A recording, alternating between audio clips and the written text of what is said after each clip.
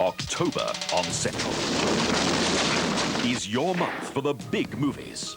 The premiere of The Living Daylights. Bond, James Bond. Timothy Dalton is 007 at his very best.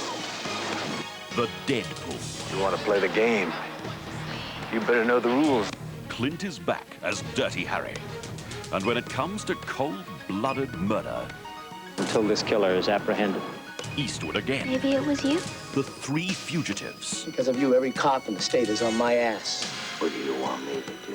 Cry? Nick Nolte and Martin Short. A murdered woman. A main suspect. Man is innocent until proven guilty. This is a bad place to have enemies. Central. Bringing the big screen into your home. It's Murder by the Sea next tonight on Central with Michael Winner's True Crimes. Oi, come on, it's better in the sun. Linford Christie runs so fast, he's a human rocket. I wonder where his batteries are. Perhaps they're in his pocket. Dear Deirdre's letters, they make me want to sigh. Couples having problems, perhaps I should drop by in the sun. Life's always better in the sun. Do they get their stories? The stars have often cried. We get them from the people who are on the inside. I'm at the Euro Summit. It really is a bore. So I give the lads a laugh by kissing Jack Delors. Life's always better in the sun. In the sun. Something good has come together. The coolness of ice cream, the great taste of Mars. Mars Ice Cream Snack. The cooler, lighter way to enjoy Mars. When you wear number 7, you get foundation that moisturizes and conditions your skin. Lipstick that stays moist and stays put. Non-drag eyeliner, crease-proof shadow, and fibre-free mascara. All fragrance-free and hypoallergenic. And what's more... You wear it well. Madam O'Neill has got nothing on you. Quick Fit's massive tyre sale is now on with British-made remolds from only £9.95 and new steel radial tyres from only £14.95. So get down to Quick Fit now. Imagine being as powerful, as ruthless, as thoroughly unpleasant as the Terminator. Unfortunately, on Sega, you're the nice guy. So to be any good really is gonna take ages.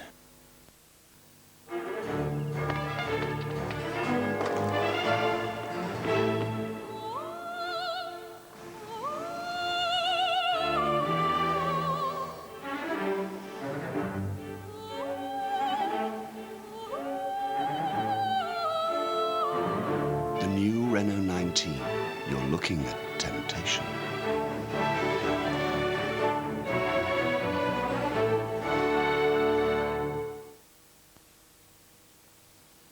To free the crispy bits, my son, you must be at one with the bar. You must be toffee, you must be crisp. And then... What? There are hundreds of crispy bits bursting to get out of a toffee crisp. You've just got to set them free. Look, just bite the thing. All right? All right. Yeah, sorry.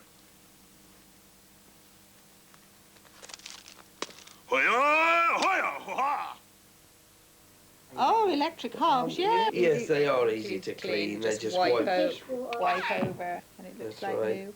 It looks good. And not like some of these other things, you know, that are just there to, you know, oh, this looks pretty in my kitchen. You know, it's there to do its job, and it does it. Does it well. And it does it efficiently, doesn't it, well, Andrew? That's right. Yes, Dad. For all your creature comforts, Cook Electric.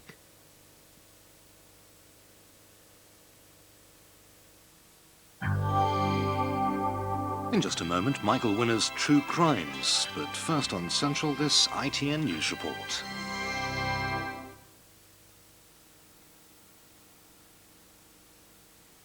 France has voted yes to the Maastricht Treaty, but apparently by the narrowest of margins. The French government has confirmed exit polls which show a yes vote of about 51%.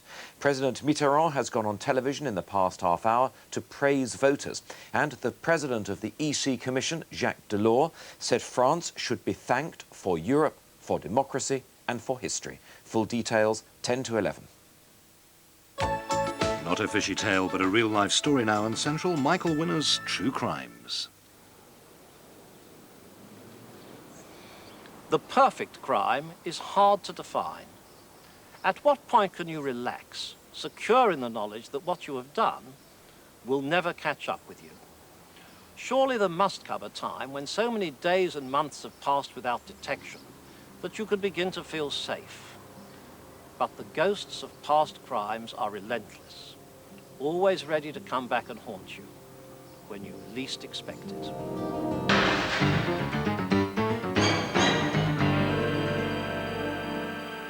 Tonight's story takes us to the quiet southern English coastal town of Westcliff-on-Sea. It begins innocently enough with a man standing by the seashore. He's planned to spend the day with a group of friends on a fishing trip. A trip that will get him out of the house and into the fresh air.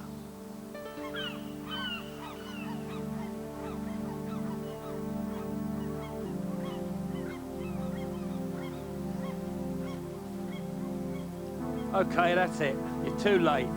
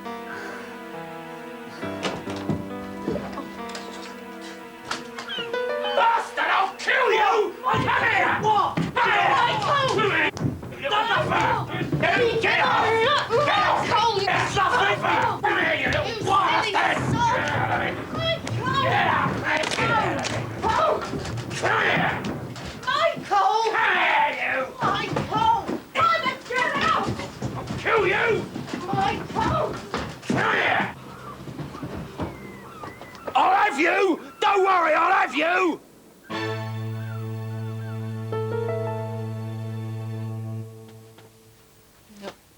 I know what I did was wrong, but I want to make a go of it again.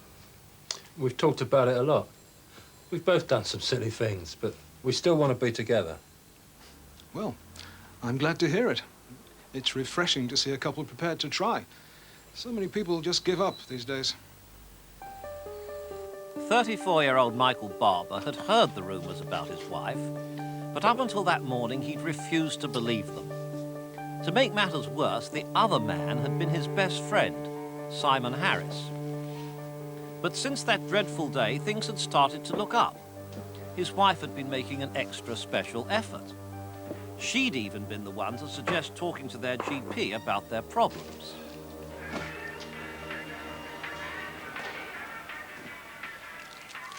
But his change in fortune didn't last long.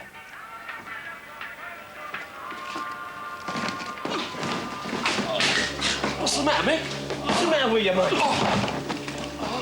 I feel terrible.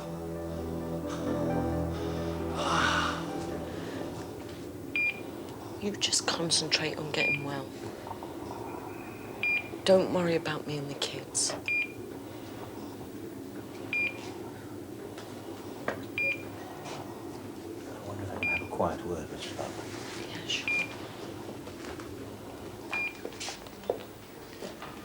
We're not absolutely sure what's wrong.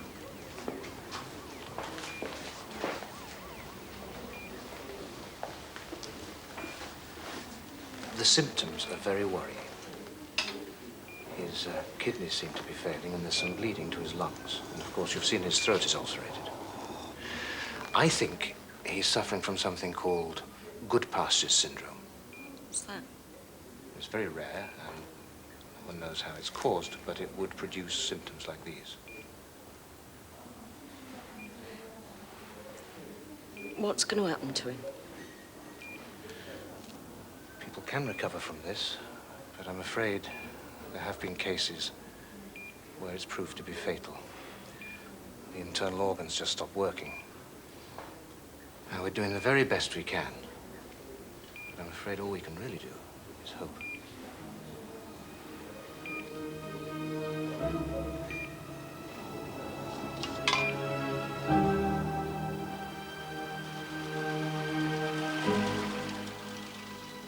But Michael Barber never did recover.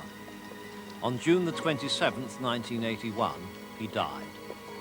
A post-mortem examination gave the cause of death as renal failure and pneumonia.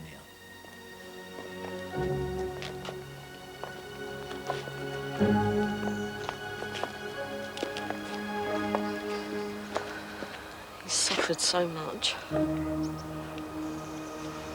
Can't get it out of my head. Sight of him lying there in so much pain. He had been married for 11 years.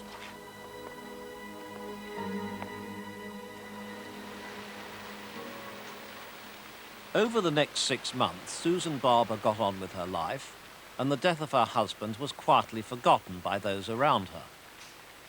Then, one winter's morning, a letter arrived on the desk of John Clark, a detective chief inspector with Essex Police.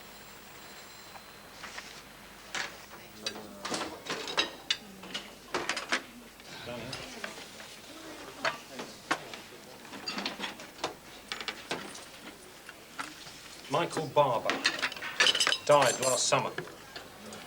I had a look back and it wasn't reported to us at the time, but the consultant who treated him has just sent a letter to say there was some mix-up over the cause of death. What do you want me to do, sir? I know we're busy, Graham, but I want you to go and see this consultant, see if there's anything in it, and sort it one way or the other.